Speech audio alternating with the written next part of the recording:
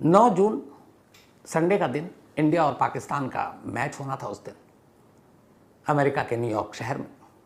और इत्तेफाक से न्यूयॉर्क से बहुत दूर कर्नाटक के बेंगलुरु में सुबह सुबह एक डिलीवरी बॉय बेंगलुरु के एक इलाके जिसका नाम है कामाक्षी पल्ल्या, वहाँ से गुजर रहा था। जब वो गुजर रहा था तो उसने पाया कि एक करीब में नाला है और उस नाले के किनारे बहुत सारे कुत्ते जो हैं। वो गौर से उसने देखा कि एक शख्स की लाश पड़ी है और कुत्ते उसे नोच रहे हैं। उसने फ़ौरन पुलिस को फ़ोन किया, पुलिस की टीम आई और एक लावारिस लाश को उठाकर वहाँ से अस्पताल ले गई।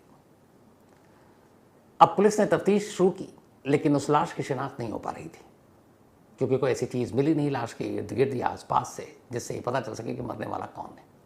ये भी पता नहीं था कि इस शख्स को मारा गया है या फिर यूं ही अचानक इसकी मौत हो गई है, खुदकुशी की है, कुछ जानकारी नहीं।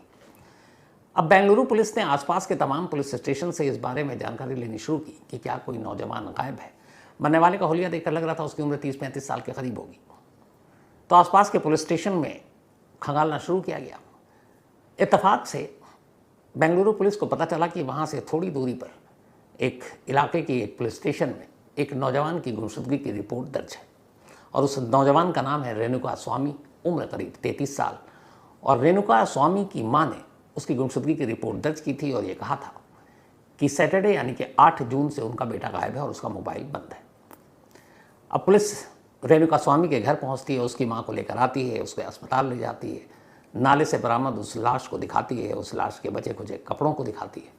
मां फौरन पहचान जाती है और कहती है मेरा बेटा है। फिर वो पुलिस को बताती है कि वो सुबह ही घर से निकला था। वो अपोलो फार्मेसी नाम की एक मेडिसिन जो डिलीवरी करते हैं जगह जगह या फिर उनके मेडिकल शॉप्स हैं, तो वैसी एक शॉप में वो काम किया करता था, अपोलो फार्मेसी में। रोज़ाना की तरह उस दिन भी वो शॉप किया था, लेकिन फिर घर नहीं लौटा और मोबाइल बंद। जब वो 8 जून को लौटा नहीं, तब 9 जून को माँ ने उसकी रिपोर्ट लिखाई सुबह सुबह। लाश की शिनाख्त हो चुकी थी, पुलिस ने मामला दर्ज किया, लेकिन अब भी ये क्लियर नहीं था कि मरने वाले की मौत कैसे हुई है। अब लाश का पोस्टमार्टम होता है, पोस्टमार्टम रिपोर्ट आती है, तस्वीर साफ हो जाती है। पता चलता है कि उस नौजवान को पीट पीट कर मारा गया है। पोस्टमार्टम रिपोर्ट दहलाने वाली थी। उसमें था कि उसकी ज़ुबान काट ली गई, उसके जबड़े को तोड़ दिया गया, जिस्म पर अनगिनत घाव के निशान थे, रॉड के बेल्ट से इस तरीके से मारा गया था। यानी मरने वाले की मौत बड़ी तकलीफदेह थी, उसे बुरी तरह से टॉर्चर किया गया था। और ये सारे जो ज़ख्म के निशान थे वो एंटीमॉर्टम थे, यानी मौत से पहले के। अब दो ही चीज़ होती है, एंटीमॉर्टम और पोस्टमार्टम। मैंने आपको इसके बारे में बताया भी है। तो एंटीमॉर्टम वो जब किसी इंसान को जीते जी आप मारते हैं, उसके कोई ज़ख्म के निशान पड़ जाते हैं, तो वो पता चल जाता है कि क्योंकि ब्लड सूखता है, नहीं सूखता है। और पोस्टमार्टम वो जो मरने के बाद अगर किसी के जिस्म पर को घाव दिया जाए, तो ये सारे ज़ख्म के निशान में एंटीमॉर्टम थे, यानी मौत से पहले उसे मारा गया था। यानी सीधे सीधे ये मामला एक कत्ल का था। अब पुलिस मर्डर का केस दर्ज करती है, तफ्तीश शुरू करती है, कातिलों की तलाश शुरू करती है। सबसे पहले ये पता करती है कि रेणुका स्वामी नाम के इस शख्स की किसी से क्या दुश्मनी हो सकती है। एक फार्मेसी शॉप में काम करने वाला 33 साल का रेणुका, पुलिस उसके बारे में जब खंगालती है तो पता चलता है कि वो उसका बिल्कुल सब कुछ बेदाग है, साफ़ सुथरा है, ना वो किसी क्राइम में है, ना उसकी कोई दुश्मनी है, सीधा साधा लड़का है, नौकरी करता है, घर जाता है, किसी गलत सोहबत में नहीं है और दुश्मनी की कोई वजह सामने कहीं से नज़र नहीं आ रही। बहुत अमीर भी नहीं है कि किसी ने किडनैप किया हो पैसों के लिए। तो फिर कोई उसे क्यों मारेगा? पुलिस अपनी तफ्तीश आगे बढ़ाती है और अभी तक पुलिस को भी है कि एक नॉर्मल केस है, एक आम शख्स, एक आम नौजवान जो हाई प्रोफाइल नहीं है, किसी बड़े बाप या किसी बड़े घराने से उसका कोई संबंध ताल्लुक नहीं है। ऐसे केसों में जो अपनी पुलिस का रवैया होता है, लगभग इस केस में भी वही है। तो पुलिस का मानना है कि चलो एक लाश मिली है, किसी ने कत्ल किया, तफ्तीश करते हैं। और अब पुलिस अपनी तफ्तीश यूँ ही कर रही है। अभी तक इस केस में ऐसा कुछ नहीं है जो एक न्यूज़ बन सके, मीडिया का भी इसकी तरफ ध्यान दिया जा सके। पुलिस तफ्तीश कर रही है, लेकिन तभी अचानक एक अजीब चीज़ होती है। लाश की बरामदगी के ठीक अगले दिन 9 जून को ये लाश मिली और 10 जून को 3 लोग जिस पुलिस स्टेशन के जुरिसडिक्शन में ये लाश मिली थी, उस पुलिस स्टेशन में पहुंचते हैं अचानक। और तीनों वहाँ पहुंचने के बाद कहते हैं कि ये जो रेणुका स्वामी की लाश मिली है नाले से और जिसका कत्ल हुआ है, उसका कत्ल हम तीनों ने किया। अब पुलिस हैरान, क्योंकि अमूमन ऐसी चीज़ें तो होती नहीं है। कत्ल के बाद कातिल भागता है, छुपता है, पुलिस को गुमराह करता है। यहाँ पुलिस तफ्तीश कर रही है, कोई सुराग नहीं, कोई क्लू नहीं, किसी पे शक नहीं, और अचानक 3 लोग खुद ही पुलिस स्टेशन पहुँच कर ये कह रहे हैं कि कत्ल मैंने किया है। पुलिस वाले पूछते हैं अच्छा मोटिव बताओ, मकसद बताओ, क्यों कत्ल किया? कहते हैं रेणुका स्वामी से हमारा पैसों का लेन देन था और इसीलिए झगड़ा हुआ और झगड़े में हमने गुस्से में उसे मार डाला और तीनों ने सरेंडर कर दिया। अब लोकल पुलिस वाले उन तीनों की बातों को सच मानकर उन तीनों को पकड़ कर लॉकअप में डाल दिया। उन्होंने कहा चलो, ऊपर वाले ने बैठे बिठाए बिना मेहनत किए हुए केस को सुलझा दिया। कातिल इतना शरीफ के खुद ही आ गया थाने में, केस लगभग सुलझ गया। अब थाने की पुलिस केस को क्लोज करने की तैयारी कर रही है। लेकिन इससे पहले कि यह केस क्लोज होता, अचानक उस इलाके के जो एसीपी हैं, थाना उनके अंडर में है, तो अब एसीपी उस थाने में पहुंचते हैं, पूछते हैं कि क्या हुआ इस केस का। जो आईओ है इन्वेस्टिगेटिंग अफसर, वो बताता है साहब ये रेणुका स्वामी नाम के शख्स की लाश मिली थी और 3 लोग खुद ही थाने आ गए, शायद पुलिस के डर से, और उन्होंने सरेंडर कर दिया और पूरा अपना जुर्म कबूल कर लिया है। लेकिन एसीपी को ये बात हजम नहीं हुई। आज के ज़माने में वो भी एकाक शख्स, चलो किसी का ज़मीर जाग उठता चला आता है, यहाँ 3 अलग अलग लोग और तीनों का एक ही तरीके से सोचना, ये बात खटक रही थी। एसीपी को लगा कि मामला कुछ गड़बड़ है। उन्होंने कहा ठीक है, उन तीनों से मैं पूछताछ करूँगा। तीनों को बुलाया गया और तीनों से उन्होंने अलग अलग पूछताछ करनी शुरू की। जब तीनों से अलग अलग पूछताछ शुरू की कि क्या दुश्मनी थी, कैसे मारा, कहाँ मारा, कौन सी जगह थी, तीनों के बयान अलग अलग थे। अब यहाँ पे डाउट शुरू कि एक कत्ल के लिए 3 लोग आए हैं और तीनों के बयान अलग अलग हैं। साफ लग गया कि ये तीनों झूठ बोल रहे हैं।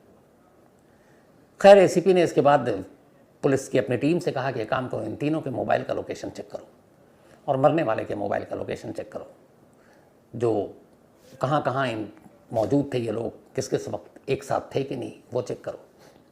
वो सारी चीज़ें चेक करने के साथ साथ उन्होंने कहा इनके नंबर भी चेक करो। अब जब मोबाइल में झांका गया तो पता चला कि पिछले 3 दिनों में इन लोगों ने जिन जिन लोगों से बात की है उन सारे के नंबर आने शुरू हुए। लेकिन उन्हीं में से एक नंबर पर जब पुलिस की नज़र पड़ी तो बेंगलुरु पुलिस चौंक उठी। उस नंबर पर कई बार बातचीत हो रही थी, इधर से भी कॉल किया जा रहा था और उधर से भी उस नंबर से कॉल आ रहा था। अब चौंकना इसलिए यहाँ पर हुआ क्योंकि जिस नंबर से बार बार बात हो रही थी वो नंबर किसी आम इंसान का नहीं था। वो नंबर कन्नड़ फिल्म के सुपरस्टार, कन्नड़ फिल्मों के सबसे बड़े हीरो में से एक, जिनकी हर फिल्म जब आती है और शुरुआत होती है तो उनके नाम से पहले एक टैगलाइन आता है, और वो टैगलाइन है जो इनकी हर फिल्म से आता है, वो चैलेंजिंग स्टार। साउथ की फिल्मों में एक अलग परंपरा है, मेगा स्टार, मास स्टार, सुपर स्टार, इसके अलावा भी और भी कई नाम हैं, चूँकि साउथ इंडियन फिल्में मैं बहुत देखता हूँ हिंदी में डब्ड।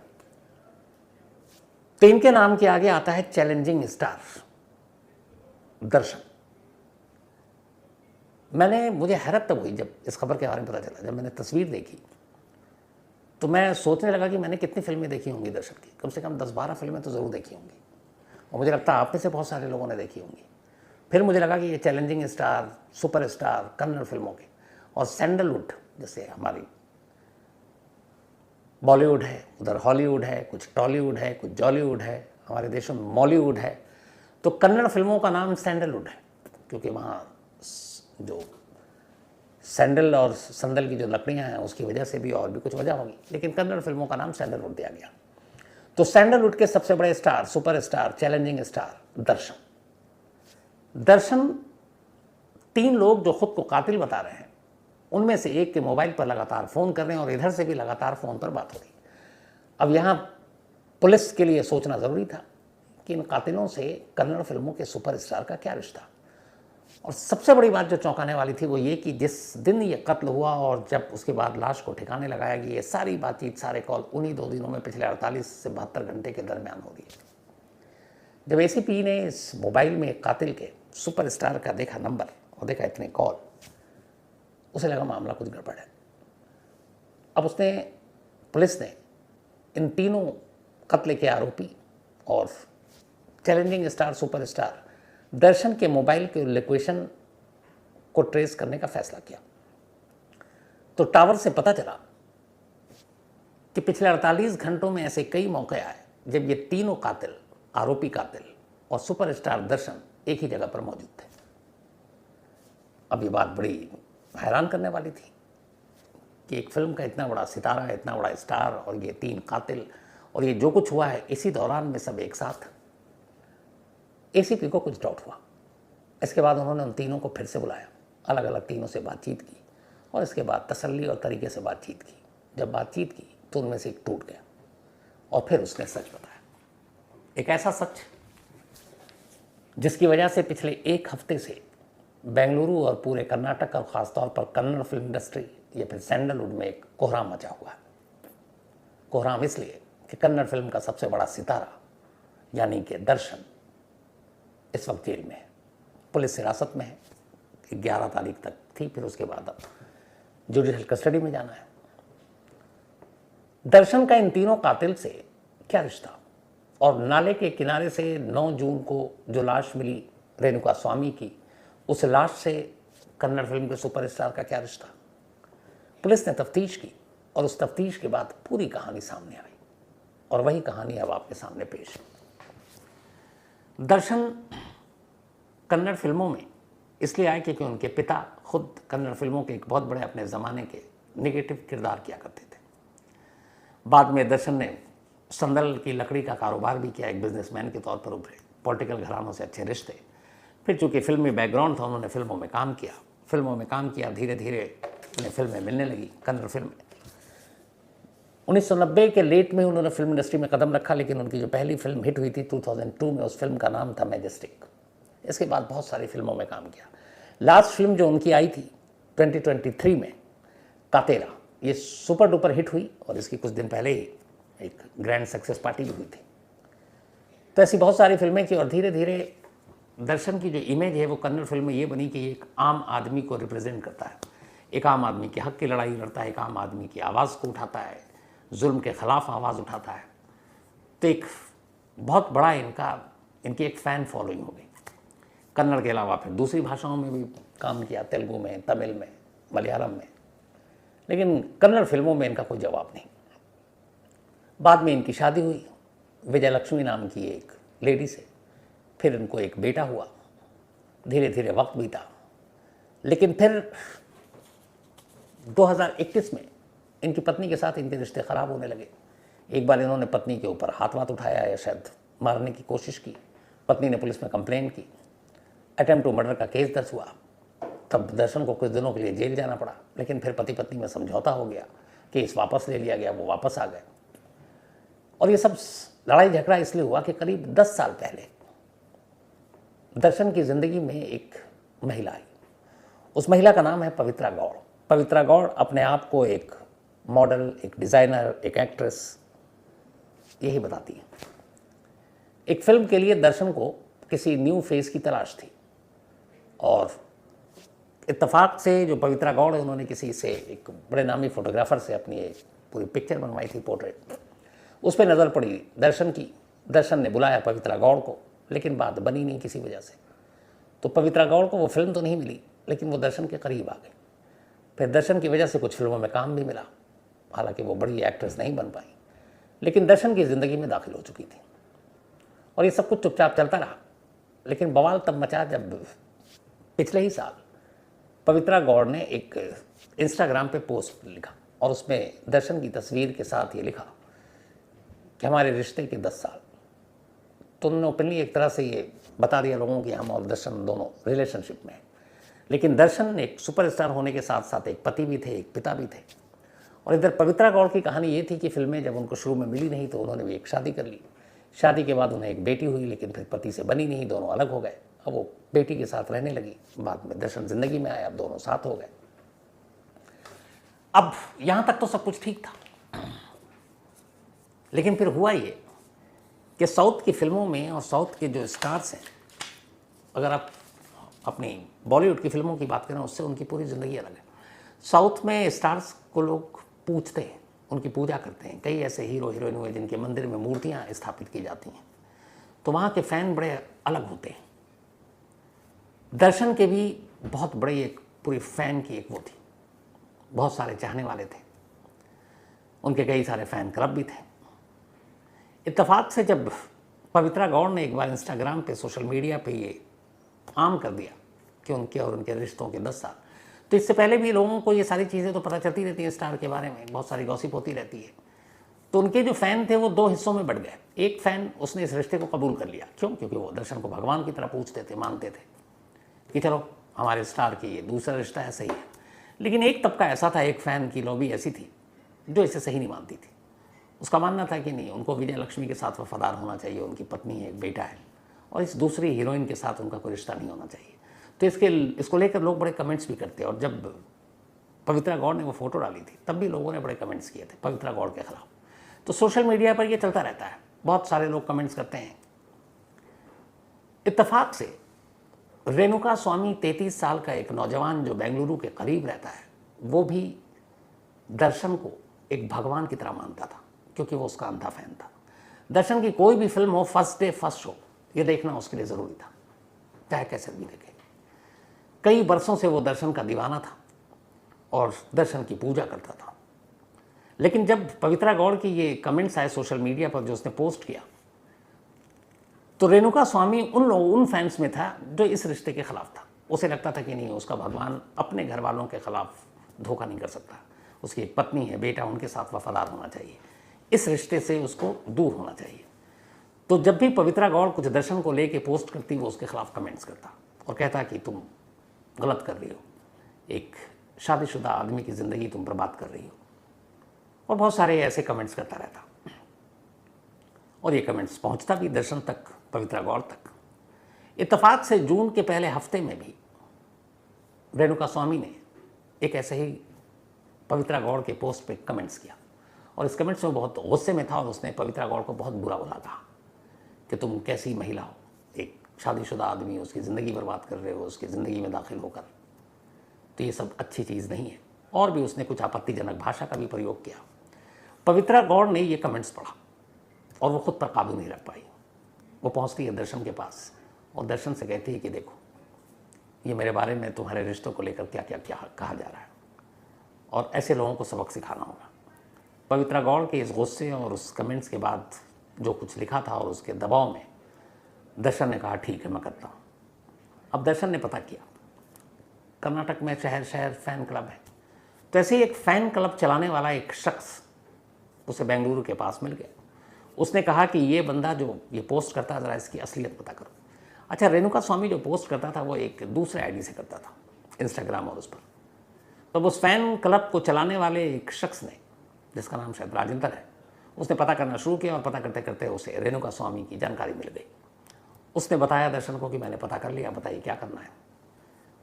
उसने कहा कि उसे मार दो। अब इधर राजेंद्र भी हैरान, मतलब एक सुपरस्टार और एक बंदा, एक सोशल मीडिया पे फ़ैन कुछ कमेंट्स कर रहा है, आप उसकी सीधा जान ले लोगे। उसको पहले तो समझ में नहीं आया, लेकिन फिर जब उसने दोबारा पूछा, उसने कहा बिल्कुल। तब इसके बाद उसने अपने लोगों को लगाया, रेकी की, रेणुका स्वामी कहाँ रहता है, कब शॉप जाता है, कब लौटता है, ये सारी चीज़ें जब हो गई। 8 जून की बात है। 8 जून को राजेंद्र पहुँचता है रेणुका स्वामी के पास और उससे बातचीत करता है। चूँकि वो दर्शन का फ़ैन क्लब चलाता था और रेणुका स्वामी भी दर्शन का फ़ैन है, तो उसे पूरी बात बताता है। तो कहता है यार, तुम तो फ़ैन क्लब चलाते हो, कभी हमारे भगवान से मिला दो। उसने कहा ठीक है। उसने कहा चलो तुमको दर्शन से मिलाते हैं, दर्शन सर से। रेणुका स्वामी की खुशी का कोई ठिकाना नहीं। मतलब उसे लगा कि शायद कोई उसकी मुराद पूरी होने जा रही है, जिसे वो पूछता है, जिसे इतने बरसों से चाहता है, जिसकी हर फिल्म पहले दिन पहले शो देखता है, उससे वो मिलेगा। मतलब खुशी का ठिकाना नहीं। कमाल देखिए कि वो मरा जा रहा है उस शख्स से मिलने के लिए जो उसे मारना चाहता है।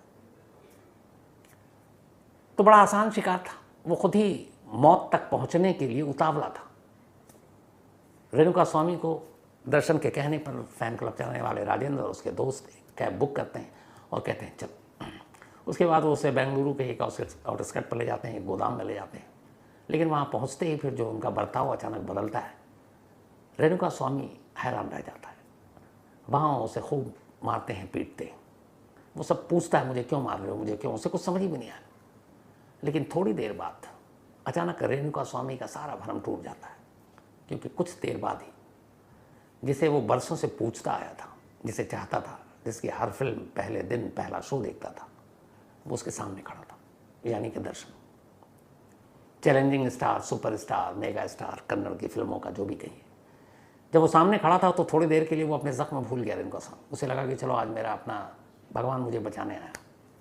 लेकिन थोड़ी देर बाद शायद वो जीते जी मर गया, क्योंकि जो काम अब तक उससे पहले राजेंद्र और उसके दोस्त कर रहे थे, उसे बेल्ट से रॉड से मार रहे थे, अब वो बेल्ट खुद दर्शन ने अपने हाथों में ले लिया। इसके बाद रेणुका स्वामी को तब तक मारता रहा जब तक कि उसके हाथ थक नहीं गए। मारने के बाद वो वहाँ से बाहर निकला और बोला कि अब इसे मार डाल, तो चला गया। इसके बाद उन लोगों ने उसकी इतनी पिटाई की कि रेणुका स्वामी ने दम तोड़ दिया। कहते हैं इसके बाद उन्हीं में से एक ने, जिसका एक जानकार रिश्तेदार कर्नाटक पुलिस में है, उसके सब इंस्पेक्टर, उसको फ़ोन किया और उससे पूछा कि अगर किसी को मार दिया है तो उसकी बॉडी को कैसे ठिकाने लगाते हैं। उसने कहा ले जाओ, वहाँ पे एक जगह पे एक नाला है, उस नाले में उसकी लाश को डाल दो, बहकर लाश दूर चली जाएगी, किसी को पता ही नहीं चलेगा, कभी लाश मिलेगी नहीं। उसी के कहने पर उस लाश को ले जाकर नाले में फेंक दिया कि वो बह जाएगा, लेकिन इत्तेफाक से पानी उसे बहा कर ले जाती। सुबह ही सुबह कुछ घंटे बाद ही एक डिलीवरी बॉय की नज़र पड़ गई और इस तरीके से पुलिस तक ये लाश पहुंची। अब सवाल ये है, जब सब कुछ हुआ तो ये 3 लोग थाने में क्यों पहुंचे कि ये कत्ल मैंने किया? तब यहीं से साजिश की कड़ी शुरू होती है। पहले इन लोगों को लगा था कि रेणुका स्वामी की लाश इतनी जल्दी नहीं मिलेगी, उसके बाद तसल्ली से प्लान करेंगे, लेकिन लाश कुछ घंटे में मिल गई। जब ये सब कुछ हुआ, रेणुका स्वामी को पीटने के बाद दर्शन बेंगलुरु से मैसूर पहुंच गया, क्योंकि उसे एक फिल्म की शूटिंग करनी थी।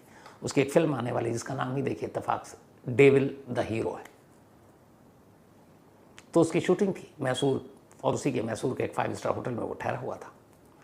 अब जब इधर लाश मिलने की खबर आई तो दर्शन को लगा कि अब तो पुलिस जांच करेगी, उस तक पहुंच ना जाए। तब उसने इसी राजेंद्र फैन क्लब को चलाने वाले और उससे बात की और उसने कहा कि एक काम करो, तुम 3 लोगों को तैयार करो, मैं सबको 20 लाख रुपए दूंगा और थाने में जाकर एक्सेप्ट कर लो कि ये कत्ल हमने किया और बहाना बना दो कि पैसों को लेकर झगड़ा था। और वो 3 लोग पहुंच गए थाने में कि हमने कत्ल किया। लेकिन एसीपी को लगा कि मामला कुछ गड़बड़, और जब उन्होंने तसल्ली से पूछताछ की तो ये सच्चाई सामने आ गई। अब इधर ये सारी चीज़ें हो गई, उधर दर्शन को छोटी मोटी चीज़ तो है नहीं, चैलेंजिंग स्टार है, उसने भी चैलेंज किया सिस्टम को। न सिर्फ वहाँ की जो सत्ता में पार्टी है, वो जो अपोजिशन में है, सारे उसके जानने वाले, उसके मानने वाले। तो अब अपोजिशन और गवर्नमेंट में बैठे हुए लोग सभी दर्शन को बचाने में लग गए। एक मिनिस्टर ने तो होम मिनिस्टर से लेकर चीफ मिनिस्टर तक बात कर ली कि भाई दर्शन बहुत बड़ा स्टार है कन्नड़ फिल्म इंडस्ट्री का, अगर ये जेल जाएगा तो पता नहीं क्या हो जाएगा। तो कहते हैं कि बचाने की सारी कोशिशें शुरू हो चुकी थी, लेकिन गड़बड़ी हो गई कि उन्हें भी अंदाज़ा नहीं था कि पुलिस इतनी तेज़ी से अपना काम कर लेगी। और जिस एसीपी ने यह काम किया उनके बारे में यह है कि वो ईमानदार और बेहद सख्त, और इत्तेफाक से कमिश्नर का भी उनको सपोर्ट मिला। तो इससे पहले कि सरकार की तरफ से कुछ होता, उन्होंने इतनी तेज़ी से कार्रवाई की कि खबर मीडिया तक पहुंच गई। कर्नाटक के हर न्यूज़ चैनल, हर न्यूज़पेपर में दर्शन की खबर छप गई। अब ऐसे में दर्शन को बचा कर निकाल लेना मुश्किल हो गया। तो सरकार की तरफ से जितनी कोशिश थी वो धरी की धरी रह गई। एसीपी अपने टीम के साथ पहुंचते हैं मैसूर के होटल से वो जाकर दर्शन को कहते हैं कि आपको हमारे साथ चलना होगा। तो कहते हैं ठीक है आप चलिए, हम बाद में आएंगे। बोले नहीं, या तो अभी चलिए वरना अरेस्ट करके ले जाएंगे। कोई रास्ता नहीं था। दर्शन को लगा चलो अभी मेरे पॉलिटिकल आका सब बैठे हुए हैं, सरकार में भी अपोजिशन में भी, ये क्या करेंगे, थोड़ी देर के बाद निकल के आ जाऊँगा, फिर से शूटिंग करूँगा। लेकिन उन्हें अंदाज़ा नहीं था कि मामला बहुत बिगड़ चुका है। तो सारे सबूत मिल चुके थे, फ़ोन के कॉल डिटेल, लोकेशन, 3 लोगों की गवाही और मोटिव। फिर उनको लाया गया, पूछताछ हुई। जब पूछताछ हुई तो फिर एक एक कर गिनती बढ़ती गई। पहले 3 थे, फिर जो दर्शन है वो पकड़े गए। फिर जिन लोगों ने किडनैप किया, जिन लोगों ने हथियार सप्लाई की, जिन लोगों का गोदाम था, करते करते 17 लोगों के नाम सामने आए। पुलिस ने तमाम लोगों के खिलाफ एक रिपोर्ट तैयार की एफआईआर में। लेकिन इस एफआईआर में एक्यूज नंबर 1 या आरोपी नंबर 1 दर्शन को नहीं बनाया। दर्शन का नाम नंबर 2 पर रखा गया। नंबर 1 पे पवित्रा गौड़ का नाम रखा गया, और इसलिए रखा गया क्योंकि कर्नाटक पुलिस ने जब पूरी तफ्तीश की तो जो मर्डर का मोटिव है रेणुका स्वामी के, वो मोटिव असल में पवित्रा गौड़ की वजह से पैदा हुआ। क्योंकि रेणुका स्वामी ने जो कमेंट्स किया, उस कमेंट से पवित्रा गौड़ भड़क गई और उन्होंने दर्शन को प्रोवोक किया, उकसाया कि देखो ये ऐसे कर रहा है हमारे रिश्तों को लेकर, इसे सबक सिखाओ। पवित्रा के उकसाने पर ही दर्शन ने लोगों को चुना और कहा कि उसे मार डाल, और ख़ुद भी उसे पीटा। तो इसीलिए एक्यूज नंबर 1 या आरोपी नंबर 1 बनी पवित्रा गौड़, और एक्यूज नंबर 2 चैलेंजिंग स्टार दर्शन। बाद में इन दोनों को जब पुलिस कस्टडी में बेंगलुरु के एक पुलिस स्टेशन में रखा गया तो कमाल देखिए, कि चैलेंजिंग स्टार दर्शन के फ़ैन तब भी उस पुलिस स्टेशन में पहुंच गए। उन्होंने खूब नारे लगाए, पुलिस के ख़िलाफ़ भी नारे लगाए और कहा कि हमारे मतलब जिनको हम भगवान जैसा मानते हैं, हमारे सुपरस्टार हैं, इनको फंसाया जा रहा है। पुलिस को मजबूरन धारा 144 यानी सेक्शन 144 लगाना पड़ा थाने के इर्द गिर्द, बताइए थाने के आसपास भी लोगों को समझाना पड़ा, लाठीचार्ज करनी पड़ी। तो ये भी एक रूप है साउथ की फिल्मों का कि चाहने वाले दर्शन के जितने हैं उन्हें पता है कि एक मर्डर केस, एक शख्स जिसने सिर्फ एक कमेंट्स किया उसको इस बुरी तरीके से पीटा गया और उसका कत्ल करवाने वाला कोई और नहीं, वही दर्शन है। लेकिन उसके बावजूद भी उनकी मोहब्बत में कमी नहीं आई और वो पहुंच गए। इस केस में बाद में और भी कई चीज़ें हुई। जो पोस्टमार्टम किया था जिन डॉक्टरों के पैनल ने, उसमें से एक डॉक्टर ने एक बड़ी सनसनीखेज इल्ज़ाम लगाया और कहा कि उनके पास किसी का फ़ोन आया और ये कहा गया था कि आप पोस्टमार्टम रिपोर्ट में ये लिखें कि रेणुका स्वामी की मौत नेचुरल डेथ थी, उसे कत्ल नहीं किया गया, यानी एंटीमार्टम की बात मत कीजिए। 1 करोड़ रुपए देंगे। मिनिस्टर्स की तरफ उंगलियां उठी कि बचाने के लिए तमाम मशीनरी का इस्तेमाल कर लिया गया था, लेकिन एक एसीपी और उनके ऊपर कमिश्नर का हाथ और उनकी तेज़ी से इन्वेस्टिगेशन ने इन सारी चीज़ों को एक तरफ कर दिया और कन्नड़ फिल्म के चैलेंजिंग स्टार का पूरा भांडा फूट गया और अब वो पुलिस के शिकंजे में। आज के इस दौर में जब सोशल मीडिया लोगों की ज़िंदगी का एक हिस्सा है और इन सोशल मीडिया पे न मालूम लोग कैसे कैसे कमेंट्स करते हैं, मुझे लगता है आप पूरी क्राइम तक फैमिली भी इससे अच्छी तरह वाकिफ़ होंगे। अच्छे भी होते हैं, बुरे भी होते हैं, गालियाँ भी दी जाती हैं, पता नहीं क्या क्या कहा भी जाता है। लेकिन किसी फ़ैन के किसी कमेंट से कोई इस कदर गुस्सा हो जाए कि वो उसकी जान ले ले, शायद ये पहला मामला है और बेहद अफसोस। और ख़ासतौर पर मुझे तो अफसोस इसलिए हो रहा कि मैंने इतनी फिल्में देख ली हैं दर्शन की, क्योंकि साउथ में तो ये होता है कि जो भी डब फिल्में आई थोड़ी सी शुरू में देखो अच्छा लगता तो फिर आप देखते हैं। तो जब ये वाली चीज़ें सब सामने आई तो मेरे सामने वो सारी फिल्में और उनके सीन चलने लगे और देखिए अब वो सलाखों